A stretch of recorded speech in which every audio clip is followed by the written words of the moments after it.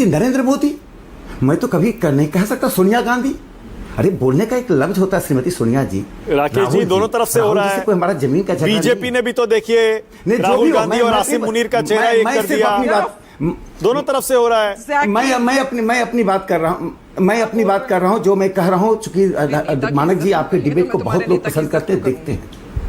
अभिव्यक्ति विमर्श को यदि हमने नहीं बना कर रखा तो there will be democracy but no democratic personalities.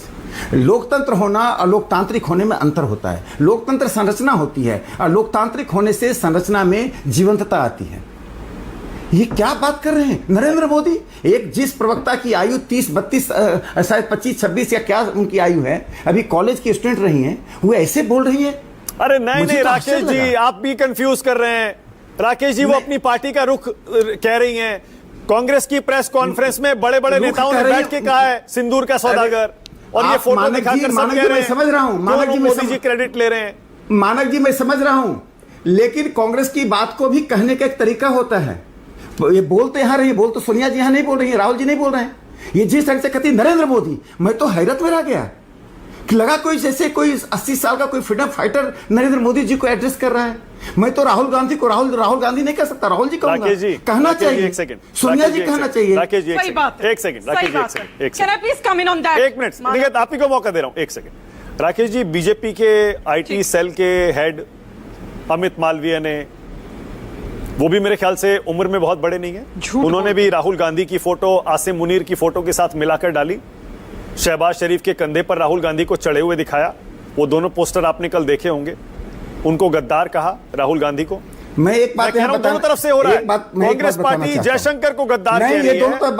अब बोलिए। नहीं मेरी बात सुनिए, पहले सुनिए मानक जी, पूरी बात सुन लीजिए। मैंने बहुत प्रवचन सुन लिया कांग्रेस के प्रवक्ता का, मेरी बात सुन लीजिए। राहुल गांधी जी ने और कांग्रेस पार्टी जो कर रही है अभी युद्ध का वातावरण है। मैं कह रहा हूं युद्ध का वातावरण है, कभी भी कुछ भी हो सकता है। उस वक्त जो कह रहे हैं वह आज हमारी 7 टीमें, संसदीय टीम बाहर जा रही है। राहुल गांधी जी और कांग्रेस को कोट करके नरेंद्र मोदी जी के बारे में कहा गया सिंदूर के सौदागर के बारे में जब सवाल पूछा जाएगा तो सुप्रिया सुले क्या जवाब देंगी? क्या जवाब देंगी? जो भी कांग्रेस प्रवक्ता गए, शशि थरूर क्या जवाब देंगे? ये कांग्रेस का, आपकी मुख्य विपक्षी पार्टी कह रही है कि आपके प्रधानमंत्री सिंदूर के सौदागर हैं। पाकिस्तान की कोई गलती नहीं है, सारी गलती आपकी है, आपके प्रधानमंत्री की है। और आप क्या कहने आए हैं? आप मुझे कांग्रेस पार्टी बता दे कि जिस समय उनकी पार्टी के लोग हैं, वो बाहर जा रहे हैं, दुनिया के देशों में जा रहे हैं। अब मैं वक्त पे बोल दूं, देखिए राकेश जी वक्त पर इसके बाद मौका दूंगा आपको। लेकिन तब मैं पूरी कर दूं, तब मुझे 2 पंक्ति दीजिए पूरा करने के लिए, 2 पंक्ति दी। ओके बोलिए मानक जी। निकेत दे दूंगा आपको, लेट हिम कंप्लीट, कोई बात नहीं। हाँ राकेश जी बोलिए। मानक जी मैं इतना ही कहना चाहता हूं, आज विपक्ष को सवाल पूछने का, सरकार की आलोचना करने का अधिकार है, लेकिन सबका संदर्भ और समय होता है।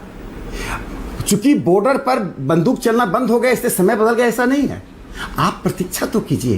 देश की जनता इतना बोध नहीं है। 140 करोड़ जनता सिर्फ राहुल जी के प्रेस कॉन्फ्रेंस के लिए या भारतीय जनता पार्टी के नड्डा जी के प्रेस कॉन्फ्रेंस के लिए प्रतीक्षा नहीं करती है, उसको जानकारी रखती है।